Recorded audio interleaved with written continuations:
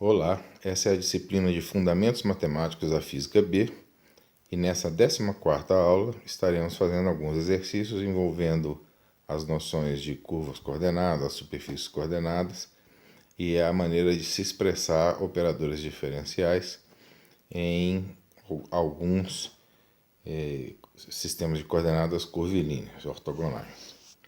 Começar com o caso mais simples possível, que é aquele em que nós temos coordenadas polares e, portanto, no plano.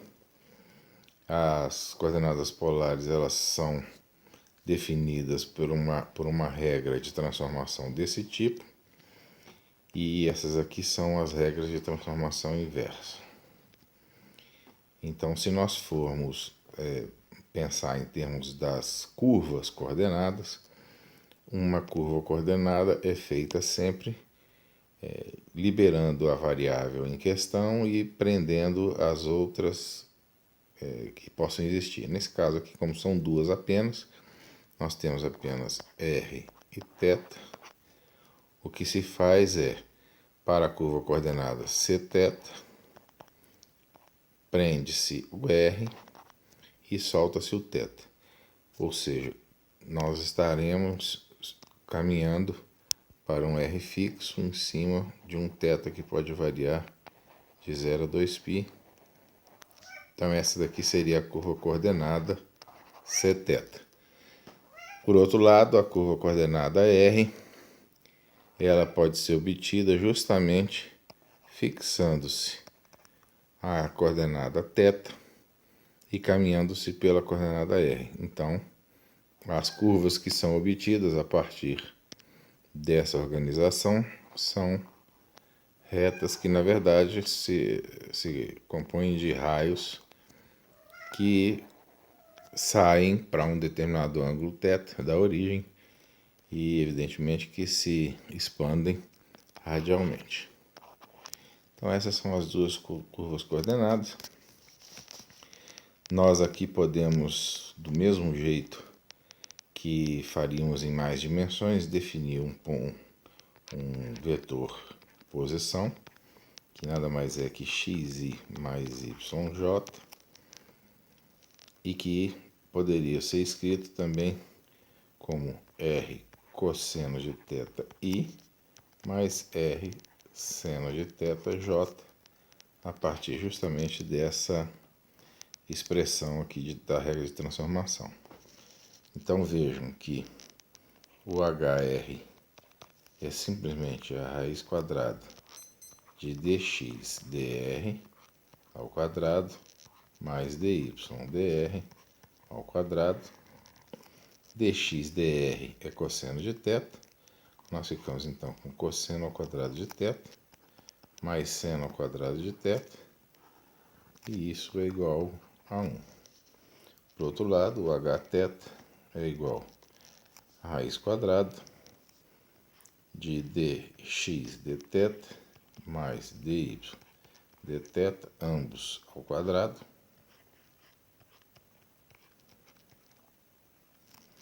e nós vemos que isso é dx dθ dá menos r seno θ ao quadrado mais r cosseno θ ao quadrado. Então isso daqui dá simplesmente r. Assim nós temos os operadores imediatamente, os operadores diferenciais. Então o gradiente de um φ qualquer é igual a r dφ dr mais θ 1 sobre r dφ dθ. E assim nós poderíamos calcular também o divergente, o rotacional e o laplaciano. O laplaciano, por exemplo, vai ficar 1 sobre hr hθ d dr hθ sobre hr d dr mais 1 sobre hr hθ, novamente, claro, d dθ hr sobre H θ dd θ. Isso fica, então, é fácil, colocar essa parte aqui de cima. O Laplaciano de φ é HR é 1, então não importa.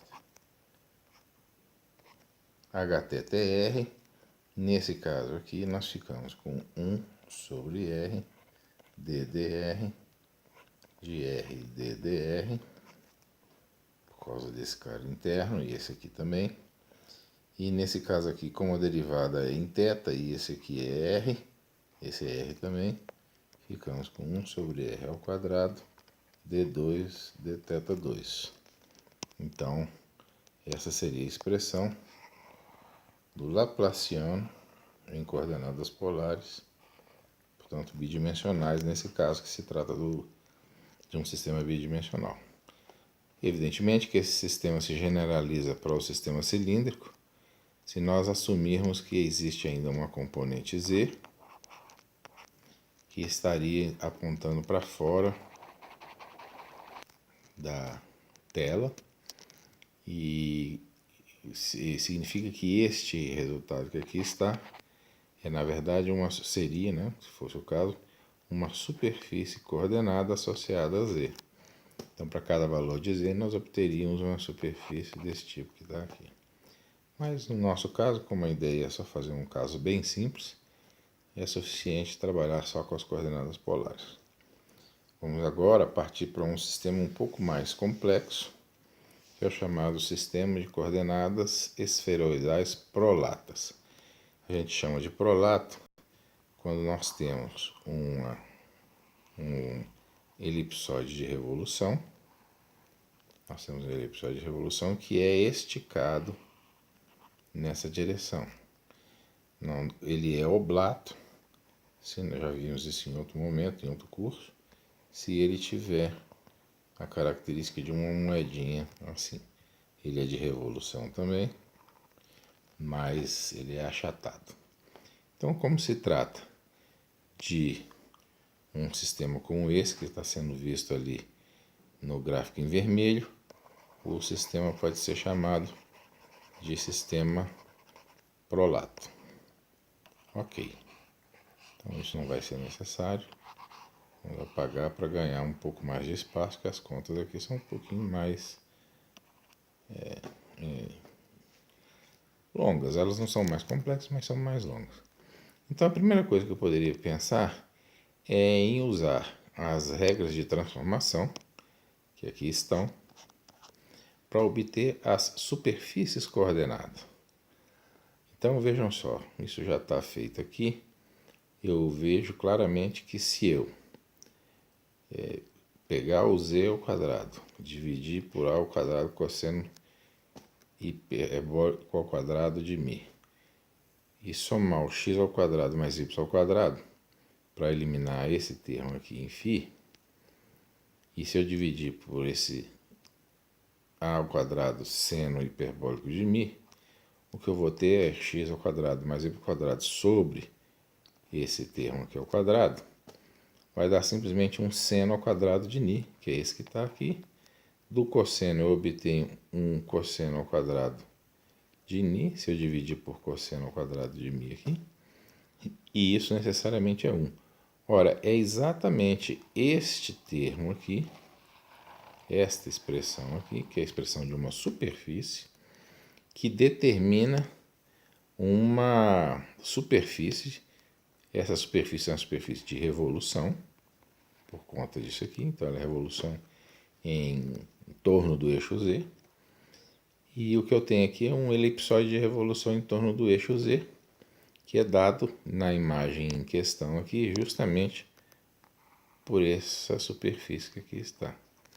Então, como eu fiz essa superfície a partir da tomada de μ constante, que se o μ variar aqui eu não tenho superfície alguma, eu posso dizer então que a superfície vermelha está associada ao μ constante. Ora, eu posso também adotar uma outra estratégia, que seria a estratégia de, ao invés de fazer a divisão pelo cosseno hiperbólico, fazer a divisão pelo cosseno de ni. Então eu continuo fazendo a mesma coisa em x e y, elevando ao quadrado e somando. Com isso eu sumo com o termo em φ, mas agora eu divido pelo cosseno de ni ao quadrado e seno de ni ao quadrado. E aí sobra só termos associados a mi, que como são hiperbólicos, satisfazem a uma equação desse tipo aqui. Então com isso eu obtenho uma superfície, que é também uma superfície de revolução associada ao eixo z. Então ela é uma revolução em torno do eixo z, mas ela é dada agora por essa superfície aqui, porque isso é um hiperboloide de revolução, por causa do sinal que está ali como negativo. A última possibilidade é simplesmente tomar as duas variáveis x e y e dividir uma pela outra.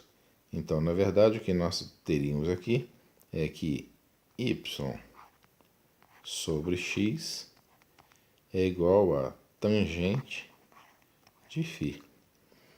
Então isso daqui representaria no plano xy como sendo y igual a tangente de φ x. Quer dizer então que são retas que passam pela origem. Então quando o φ é constante, evidentemente, né? Então quando o φ é constante, essas são retas que passam pela origem. Como o valor de z está solto, então o que nós temos aqui são exatamente esses planos definidos pelo elemento em amarelo. Então nós temos aqui φ constante e nós temos aqui também, no caso do hiperboloide, ni constante. Então nós temos três superfícies e achar as curvas coordenadas a partir da superfície é relativamente simples, porque numa curva coordenada você varia duas coisas, duas variáveis. Então, se você pegar a interseção de duas superfícies coordenadas, pelo menos em 3 dimensões, duas superfícies coordenadas, o que você vai obter é uma curva coordenada, porque cada uma dessas superfícies mantém uma das variáveis constantes. Na interseção, duas variáveis são mantidas constantes e, portanto, você tem a curva coordenada associada. Então, vamos só para usar um exemplo aqui, vamos pegar o plano que o φ é constante e vamos pegar o hiperboloide associado a mi constante. O ponto de interseção entre esses dois é uma elipse. É uma elipse. Esse termo aqui está lá atrás, né? Esse aqui está passando lá por trás. Essa elipse, então, é obtida fazendo-se φ constante e mi constante, soltando quem? O ni, que é a única variável que sobrou.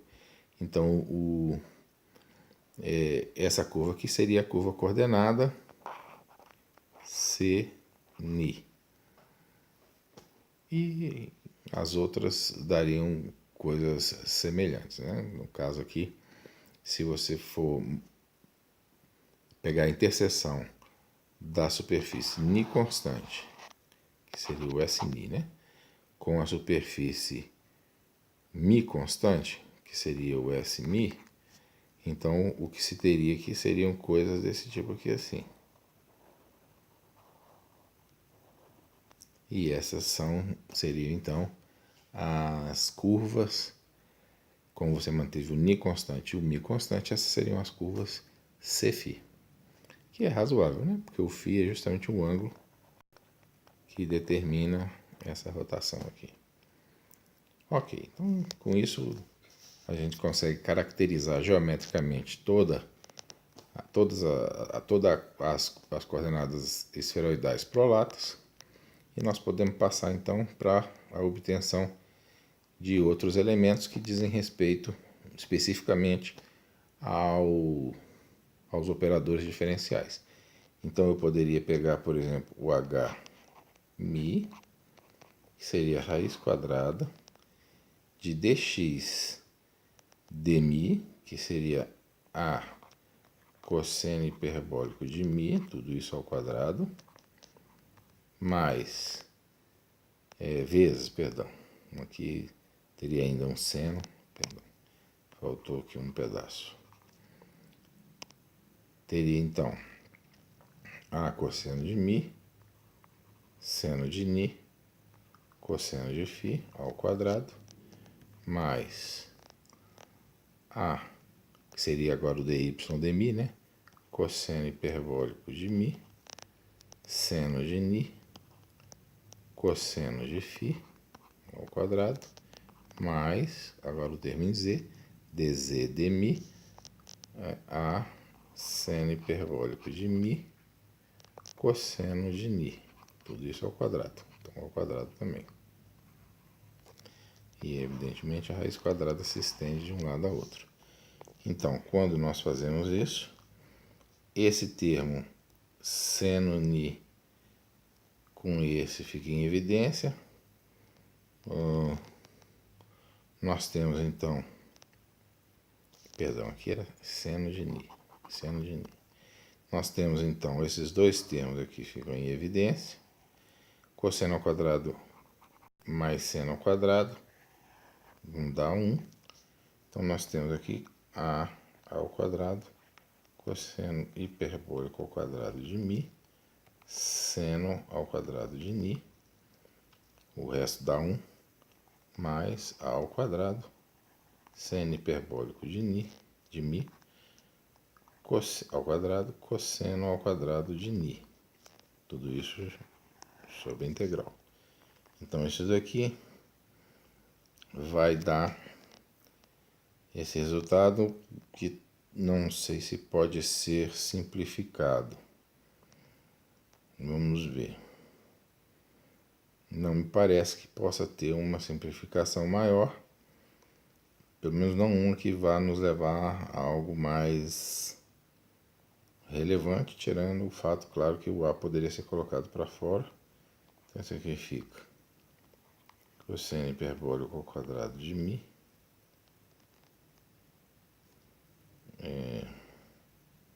seno ao quadrado de ni, mais seno hiperbólico ao quadrado de mi, cosseno ao quadrado de ni.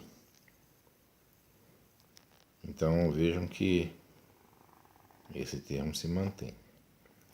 O h ni seria a raiz quadrada do dx de ni, seria a ao quadrado, fazendo agora um pouco mais rápido, seno hiperbólico ao quadrado de mi, cosseno de ni, cosseno de φ, tudo isso ao quadrado, mais a ao quadrado, seno hiperbólico ao quadrado de mi, a derivada com relação ao seno vai dar cosseno ao quadrado de ni, vezes seno ao quadrado de φ, mais o último termo, que seria o a ao quadrado, seno hiperbólico ao quadrado de mi, seno ao quadrado de ni.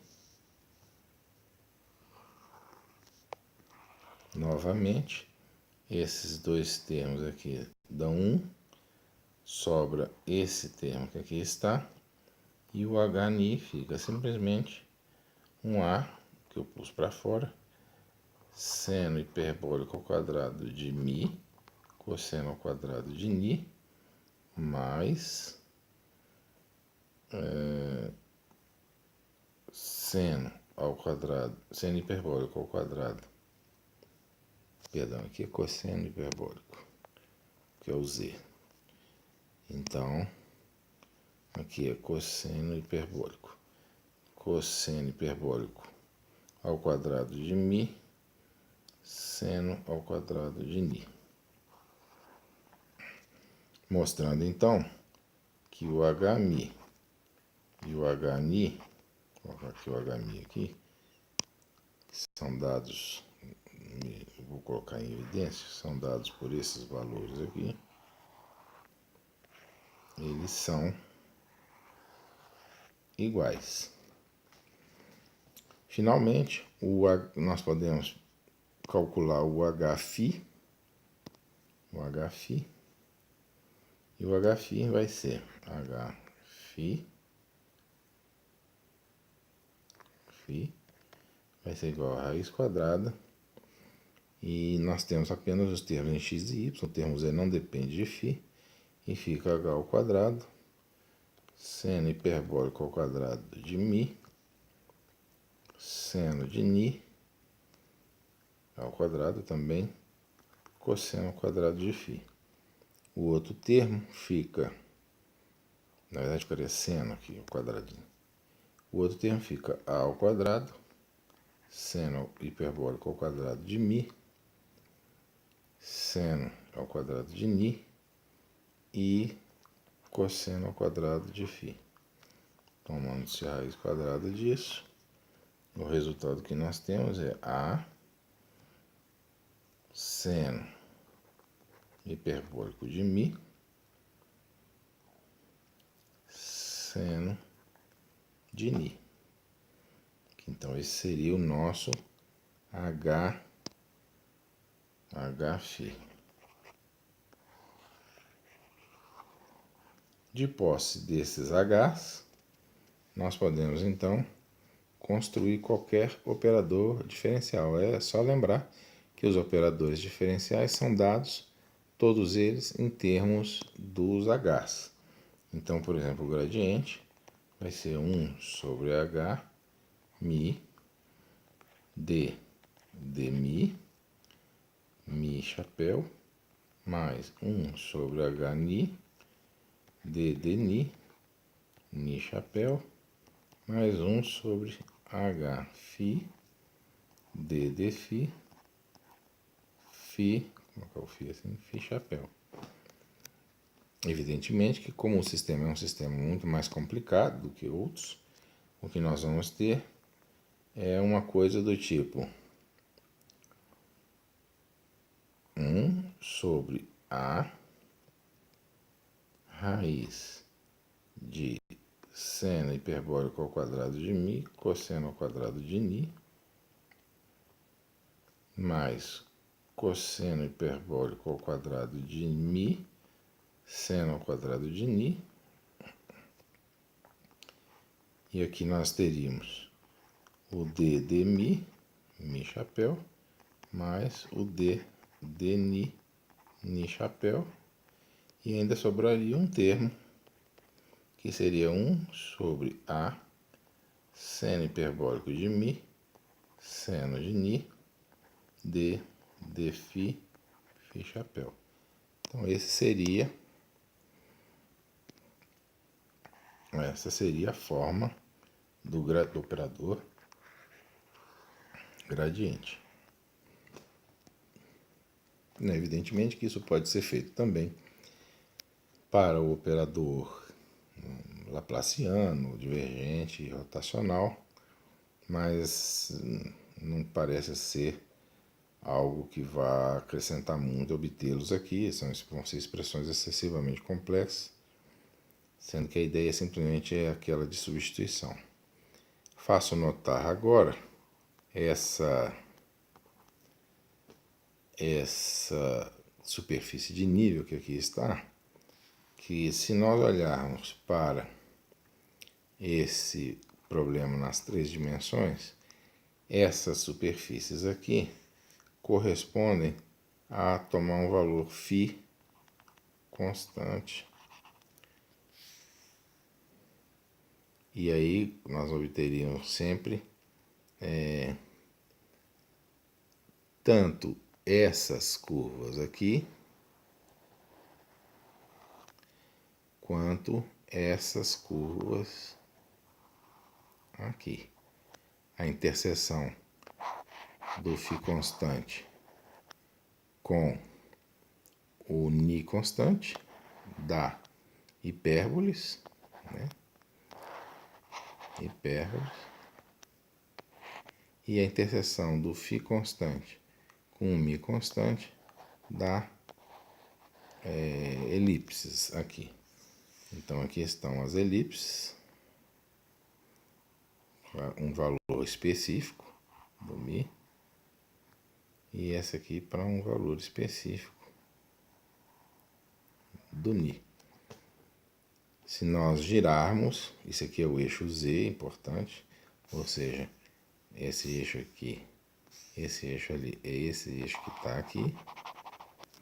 Então, se nós girarmos este gráfico em torno do eixo Z, o que nós vamos obter é exatamente aquele resultado que está apresentado ali.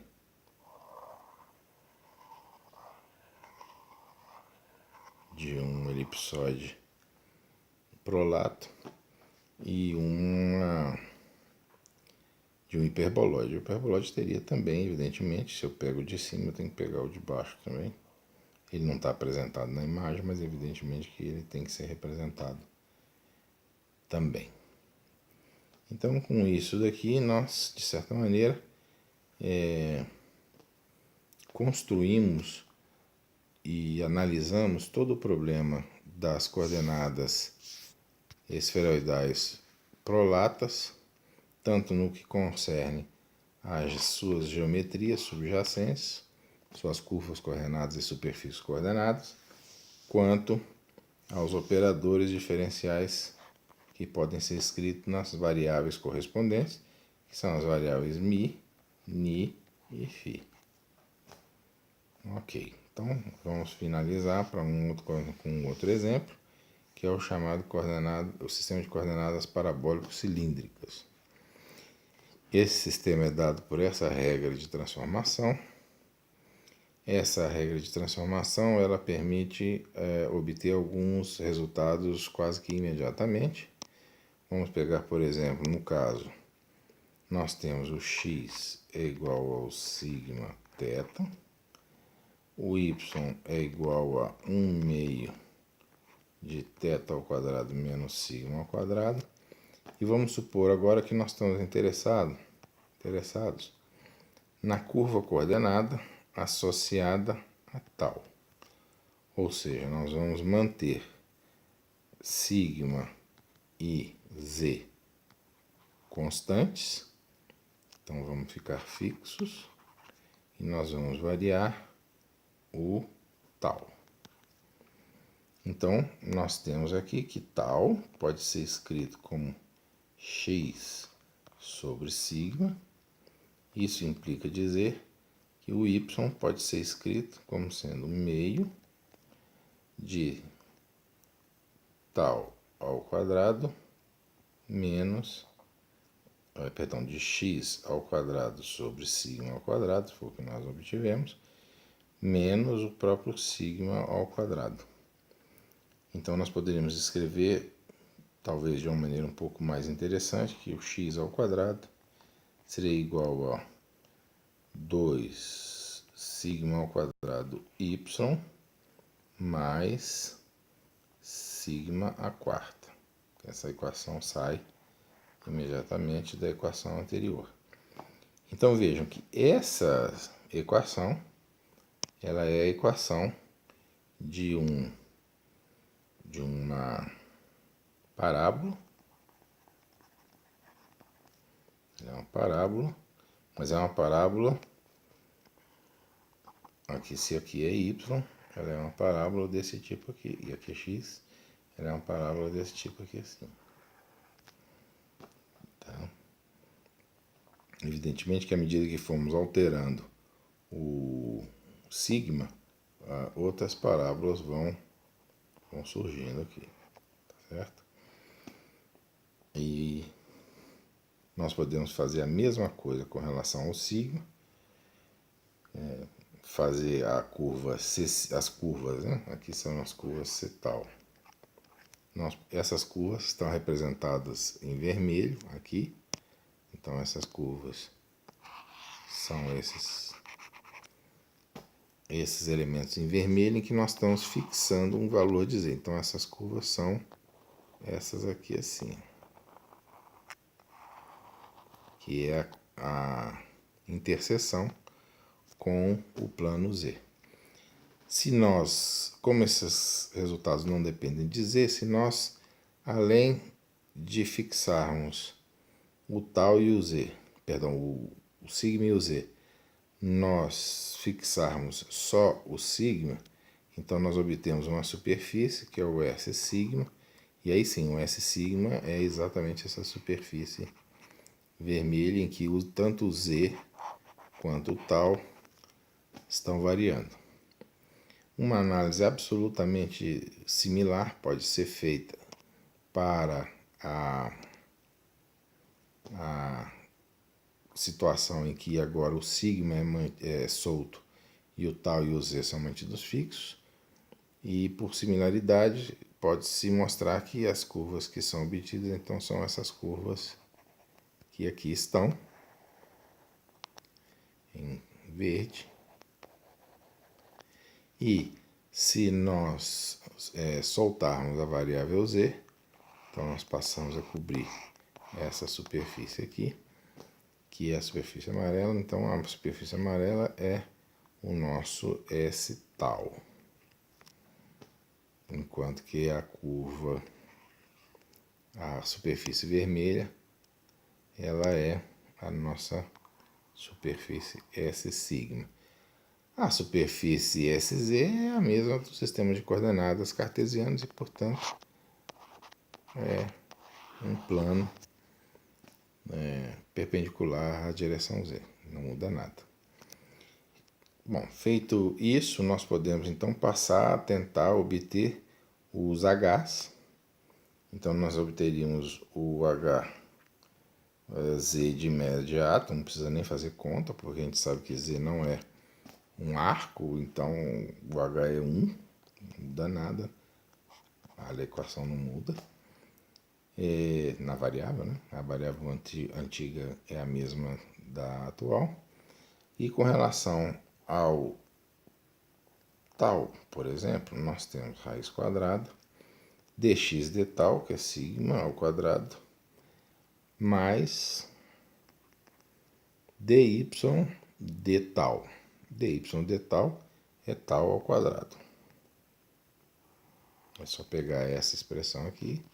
dy de tal é tal, elevado ao quadrado, sigma ao quadrado mais tal ao quadrado. O H sigma, ele vai ter um comportamento similar.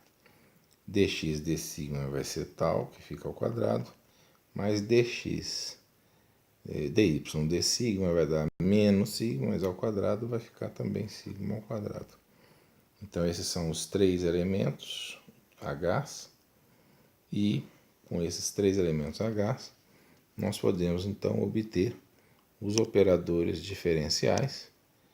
O gradiente, por exemplo, vamos pegar o gradiente de uma função psi qualquer, e ele vai ficar 1 sobre raiz de sigma ao quadrado mais tal ao quadrado, que multiplica d de sigma, na direção sigma, mais d de tal, na direção tal, e o z não muda nada, d dz, na direção k, ou na direção z, se preferir. Então, vejamos, esse é exatamente o resultado que está apresentado aqui. Interessante calcular o Laplaciano, porque no caso do Laplaciano é simples de calcular. Nós teríamos a fórmula, né? A nossa fórmula é 1 sobre h sigma, h tal, hz, derivada com relação a sigma, do h tal, hz, sobre h sigma, d de sigma, mais d de tal, h sigma, hz, sobre h tal, d de tal, mais d de z, h sigma, h tal, sobre hz, d dz. Esse cálculo pode ser feito com alguma simplicidade, lembrando, evidentemente, dos valores que foram obtidos para o Hz, Htal e Hσ. E então o resultado vai ficar 1 sobre Hσ, Htal e Hz, simplesmente sigma ao quadrado mais tal ao quadrado. Então isso aqui fica assim. A parte d sigma vai ser Hz é 1, não vai fazer diferença. Mas Htal sobre Hσ também é 1, porque eles são iguais. Então isso daqui, a parte interna, some e fica simplesmente d2 d sigma 2. Mais esse caso aqui, que é exatamente semelhante, então fica d2, d tal 2, e o último termo é, esse termo aqui nós já vimos, é exatamente ddz, sigma ao quadrado, mais tal ao quadrado, ddz. Ora, esta derivada é em z, ela é independente das variáveis sigma e tal.